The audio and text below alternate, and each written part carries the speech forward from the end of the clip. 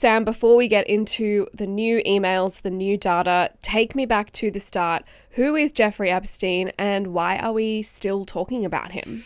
So Jeffrey Epstein was a wealthy businessman who was arrested in 2019 on federal sex trafficking charges. Investigators found that he had been paying teenage girls money to perform sex acts and that he'd been doing so for many years. His former girlfriend, Ghislaine Maxwell, was charged with helping him abuse these girls. Epstein died by suicide in his cell at a federal jail in New York about a month after he was arrested in 2019, and Maxwell, the former girlfriend, was later convicted and is currently serving a 20-year prison sentence for sex trafficking.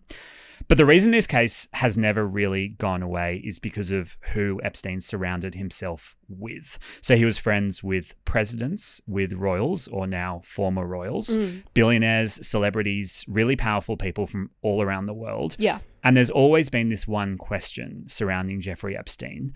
Did any of these other powerful people know about or participate in his crimes?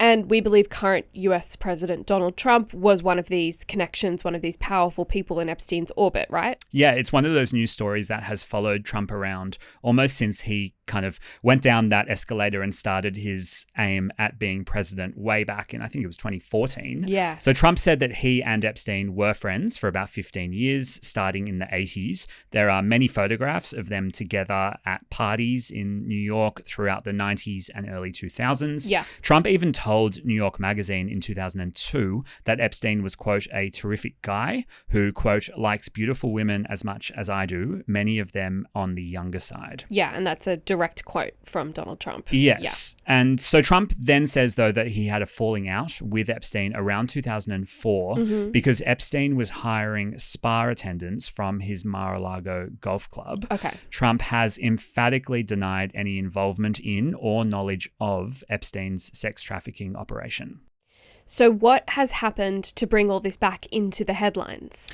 So there's a committee of politicians called the House Oversight Committee, which is basically a little investigative body made up of Democrats and Republicans. Yeah. Into the connections between Jeffrey Epstein and any members of the US political establishment. And on Wednesday, that committee released 3 emails from Epstein or to Epstein that they say raise more serious questions about what Trump knew. So these emails were selected from thousands of documents obtained by the committee from Epstein's estate. It's commonly referred to as the Epstein files. Yeah. I want to walk through each of these emails because the details really matter here. So the first email is from April of 2011. So Epstein wrote to Ghislaine Maxwell and said, quote, I want you to realize that the dog that hasn't barked is Trump. He then wrote that an unnamed victim, quote, spent hours at my house with him, being Trump. He has never once been mentioned. Wow. Republicans on the committee quickly identified this victim as Virginia Giuffre. So the name was originally redacted. Yeah. And then through kind of politicians releasing other documents, it was Virginia Giuffre, who died by suicide in April this year. Yeah. Now, importantly, Giuffre has previously said in a 2016 deposition that she didn't think Trump participated in anything illegal and that she had never seen Trump participate in sexual abuse at Epstein's home. Okay, so this 2011 email from Epstein says Trump spent time at his house with a victim.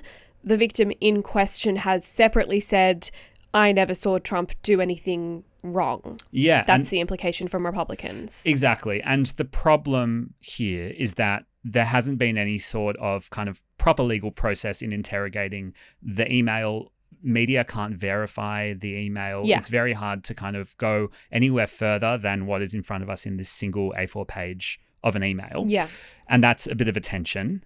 But it gives lots of new lines of questioning for this committee.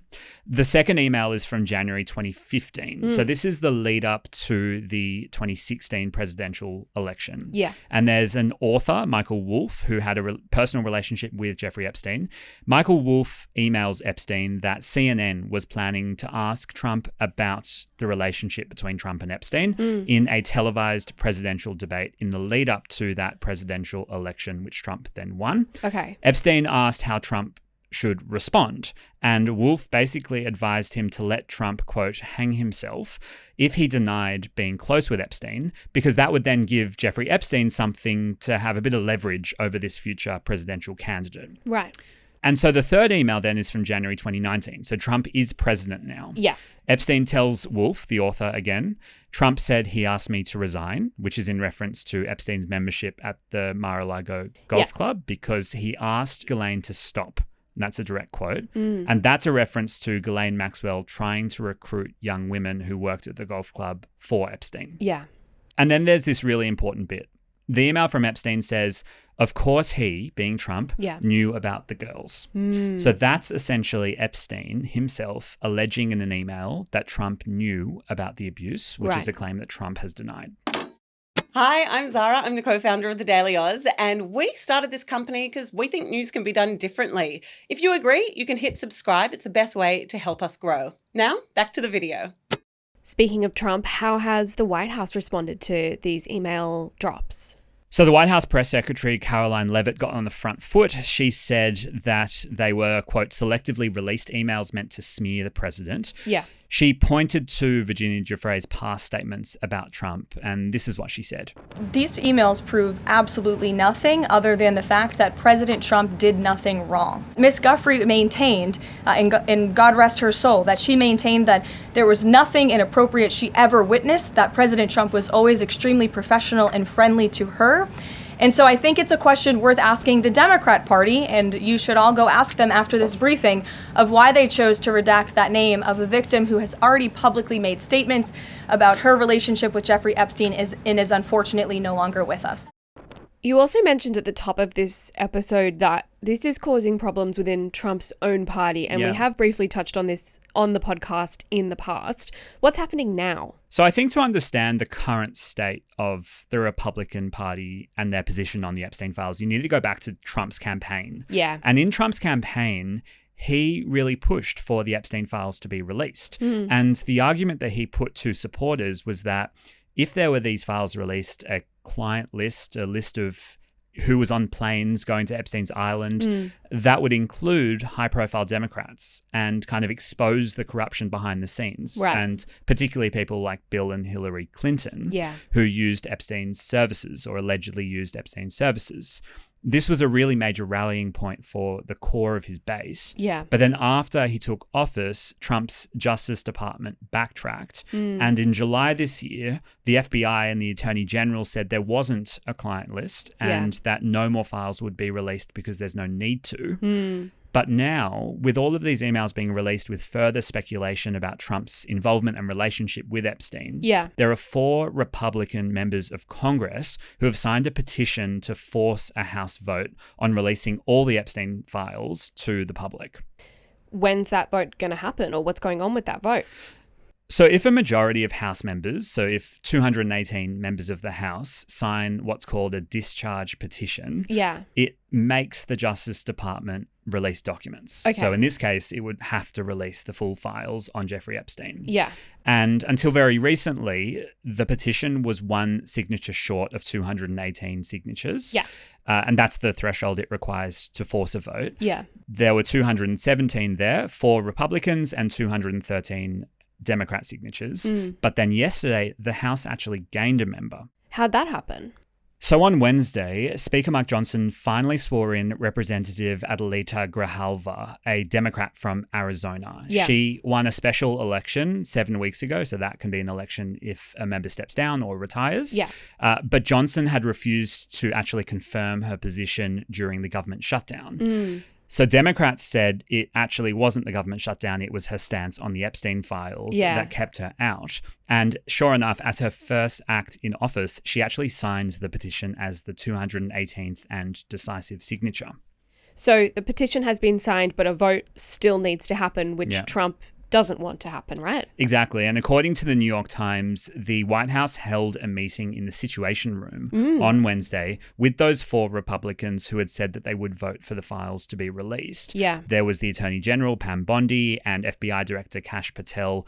They all gathered in the room to try and convince them to remove their names from the petition, which I'll tell you in a sec, they actually can't do. But then it's about probably the vote, and they want them to not vote for the files to be released. And I think it's significant that the meeting took place in the Situation Room. Yeah. I mean, that's a room that's normally reserved for high-level crises, military operations. Taking out Osama bin Laden is a classic example. So using it for lobbying members of Congress about the Epstein files does show how seriously the White House is taking this. Yeah. The one interesting point about the signature I wanted to tell you about is, according to very nuanced, specific, nerdy rules of Congress, once you sign a petition of this nature, you can't unsign it. Oh. So even if the member dies or resigns, the signature stands. Right. So you can assume that Trump's lobbying was more about how they're going to vote in this vote rather than getting them to kind of unsign something or withdraw their support. Yeah. Okay. And now the vote is going to actually happen? It is actually going to happen. The latest from Mike Johnson, the speaker, says it could happen as early as next week. Okay. But even if it does pass the House, it would then probably fail in the Senate. Yeah. And then even if it passes the Senate, Trump would probably veto it. Yeah. But the political damage for Republicans of having to vote in public on this bill, especially when they're under pressure from their own constituents. They just had a very bad showing in the special elections, including in New York and New Jersey and Virginia. Yeah. It's bad timing, and Trump has been very angry about this. Yeah. He posted on Truth Social that, quote, only a very bad or stupid Republican would fall into the trap of supporting the Epstein files release, and he's calling it a Democratic distraction. But there are still his own supporters pushing for this to happen, right? Yeah, and take one of the 4 Republicans is Marjorie Taylor Greene, for example, who is known for being a very rusted on MAGA, quite extreme in some of her views, supporter of Trump. Yeah. She's advocating for the release of the files, and she's got a lot of influence over the kind of Republican base in America. And it does look like Trump is caught between this campaign promise to expose corruption and the reality that with every disclosure, there's more damage being done to him personally. Thank you so much for explaining all of that, Sam. It's a very meaty topic with a lot of background to cover. And I mean, we say this a bit, but it's no more true than right now. This is only the beginning of this story. Yeah, somehow, yes. And we will be keeping a very close eye on it. Thank you so much for joining us today on the Daily Aus. We will be back this afternoon with the headlines. Until then, have a great day.